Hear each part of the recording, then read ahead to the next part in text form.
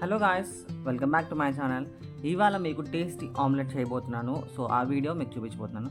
Starting ఒక బౌల్లోని onions, చాలామంది chillies వాడతారు, నేను క్యాప్సికమ్ వాడుతున్నాను. సో క్యాప్సికమ్ టేస్ట్ చాలా బాగుంటుంది ఆమ్లెట్లోని.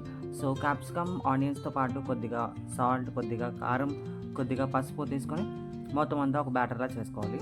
సో మ్యాక్సిమం చాలామంది చిల్లీస్ వాడతారు, కొంతమంది వాళ్ళ టేస్ట్ తగ్గట్టు టొమాటోస్ కూడా యూస్ చేస్తారు. బట్ నాకైతే ఆనియన్స్ క్యాప్సికమ్ టేస్ట్ అయితే చాలా బాగుంటుంది ఆమ్లెట్లోని. మీరు కూడా ఒకసారి ట్రై చేసి చూడండి. సో నాకు 2 eggs సరిపోతుంది కాబట్టి నేను 2 eggs అయితే యూస్ చేస్తున్నాను. అండ్ సింగిల్ హ్యాండ్తో వీడియో తీస్తున్నాను కాబట్టి సో కొంచెం డిస్టర్బెన్స్గా అనిపించింది, ఎగ్ పడిపోవడం కానీ అలాగా కొంచెం కష్టంగా అనిపించింది వీడియో తీయడం. So please don't mind. So మొత్తం అన్నీ కారం ఉప్పు అన్నీ కలిసేటట్టు మనమైతే ఒక బ్యాటర్లో మిక్స్ చేసుకుంటాం. అండ్ పక్కన ఒక ప్యాన్ రెడీగా పెట్టుకొని వేడి చేసుకుంటాము.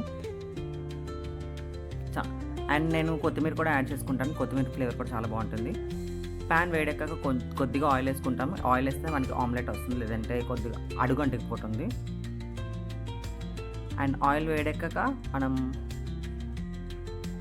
ఎగ్ బ్యాటర్ని కూడా వేసేసుకుంటాము. సో మొత్తం స్ప్రెడ్ చేస్తామంటే ప్యాన్ మొత్తం స్ప్రెడ్ చేసి ఒక 2-3 minutes వరకు అది బేక్ చేయాలి.